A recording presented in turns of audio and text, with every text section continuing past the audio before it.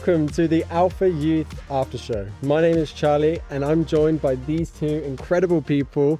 Guys, why don't you introduce yourselves? I'd love to. Hi guys, my name is Nolwandle. I'm based in South Africa and I'm a student at the University of Pretoria. Hey guys, my name is Maria. I'm from Madrid, Spain, but I've been living in London for almost 7 years, which probably explains why I'm vitamin D deficient. We hope you enjoyed your first Alpha Youth session. Hope you had fun. Hope you ate good food. In case you don't know, in case you're new to all of this, Alpha is all about exploring life's biggest questions. Questions such as, what is my purpose in life? Why am I here? And is God even good? That's right. And here at the After Show, we'll just be reflecting on the topics spoken about at the Alpha Youth series. We'll be sharing personal insights and just having honest conversations about life, faith, and everything in between. I'm looking forward to our conversation, but before we get into it, let's quickly watch this recap video. Every day from the moment we wake up, we have tons of questions to figure out and decisions to make. Dude, check out these snacks. What should we eat? What makes you happy? Nice cars. Track. Dogs and cats. There's no feeling like winning. 10 million subscribers! Some people think money, fame, and relationships would solve a lot of their problems. Surely there must be more to life than this. You can't do the same trick twice. You've always got to find the next big thing. Go, Rexy! Get this fight! That's one small step for man. Alpha is a space where you can say what you think and how you feel. What was wrong with people pleasing was that I felt like being an imposter. This is your space. What was the purpose of creating me? So welcome to the conversation.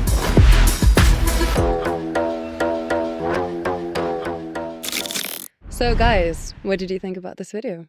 I loved it. I think what stood out the most for me has to be Perla's story. You know, how she speaks about navigating life in this big city, New York, and she's navigating insecurity, people pleasing, and that resonates with me so much because I've been there, I've struggled with that, and she encounters the love of Jesus, and that just shifts something in her internally. Like she experiences joy, an internal sense of being content, and that changes the way she navigates friendships. She speaks about how she has pure connections because she's connecting from a place of love. And I absolutely love her closing quote. She says, there are 9 million people in New York, but God only made one Perla. How cool. Loved it, yeah. Yeah, I love the session. And for me, it was Brett's story that really resonated. I think he touched on something that we kind of all feel at some point. And it's this feeling of like, happiness not lasting forever, and this feeling of constantly chasing happiness, but it never seems to last. And it's kind of true, right? Like for me, I know that if I buy a brand new pair of trainers, for example, like I'll get really excited about buying the trainers. Once I've bought the trainers, I'm super happy.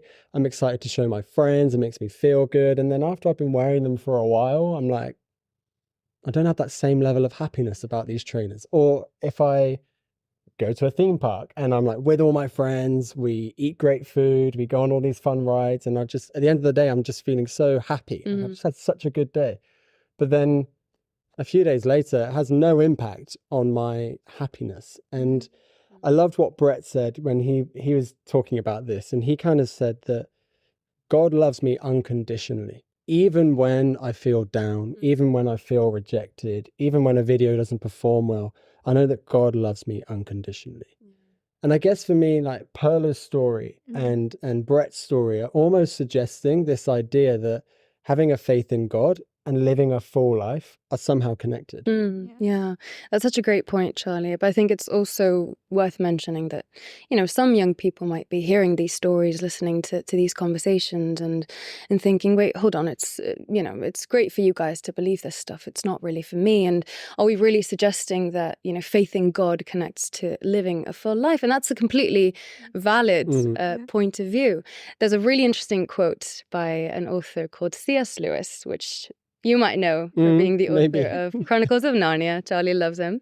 The quote says this: Christianity, if false, is of no importance, and if true, of infinite importance. The only thing it cannot be is moderately important. Yeah, I know. Yeah, you're right. I love C.S. Lewis. And I guess like the reason he's so inspirational for me was he was someone who gathered evidence, he examined the evidence, and then he made a conclusion based on that evidence. And that's kind of what scientists do as well, right? They gather evidence, examine the evidence, and then make a conclusion based on that evidence. And for me, what's so interesting is that throughout history, we have these lists of Christian scientists. You've got Kepler, you've got Galileo, you have Copernicus, you have so many. For me, that's interesting because growing up in the early 2000s, like it felt like science and faith were opposed to each other. And I had older siblings, and we'd often watch these debates like God versus science or science versus faith. And it always felt like the two camps were trying to convince the other person of their idea. And sometimes those conversations were great and sometimes perhaps not. But it was definitely this idea that you had to be in one camp or the other. You couldn't be in both. You know what I mean? Yeah. And as I've kind of gotten older, I feel like I'm starting to realize that science and faith can actually complement each other really well. They just help us answer different questions about the universe. So you've got like science can help us answer questions about the laws of the universe, how things are done, how we measure things. And faith can help us answer questions like, why am I here? Or what's my purpose in life? Yeah, that actually reminds me of an analogy. Okay. Now, bear with me. I'm going to need, for the purpose of this analogy, Maria will be the scientist, sorry. Okay. And you can be the oven. Great, thanks. Absolutely lovely. I'll So happily be your oven. for this analogy, we have our little cake mix. I do know how to make Oh, I love this. Oh, lovely. TMI for no reason. So let's say, for example, I decide to make this cake. I'm mixing in all the necessary ingredients. Oh, lovely. All over the table. Yeah, wonderful. On my shoes.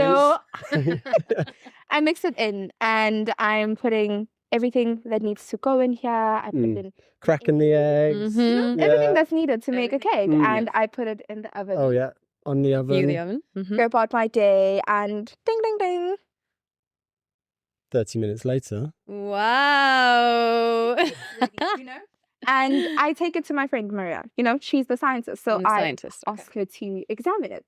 And she looks at it and she could possibly tell me how many calories are in it, what ingredients we use. She might even be able to tell me the quantity of the ingredients that we used. She could answer so many questions, but she could not tell me everything. One big thing she could not tell me is why I baked the cake, to celebrate the show. That's why I baked the cake. And it's similar to the complementary relationship between faith and science. Science tells us all these other details, but only the creator can tell us the purpose of the creation. That's how I look at it. So good. Honestly, I like so that analogy. good. I want to eat some cake. Yeah, I'm going to eat this the when analogy we was finish good. this. Oh my goodness. Great. Amazing. Well, thank you guys so much for watching. We hope you enjoyed this episode. Next week, we will be diving into the question, Jesus is ... And if you did enjoy this conversation, then please feel free to subscribe to our channel. And we'd love to hear from you. We'd love to hear your thoughts on what we said and on what was shared in session 1. So feel free to add a comment or get in touch on social media. We are at Alpha Youth on all channels. But until then, we'll see you next time. See you guys. Bye, guys.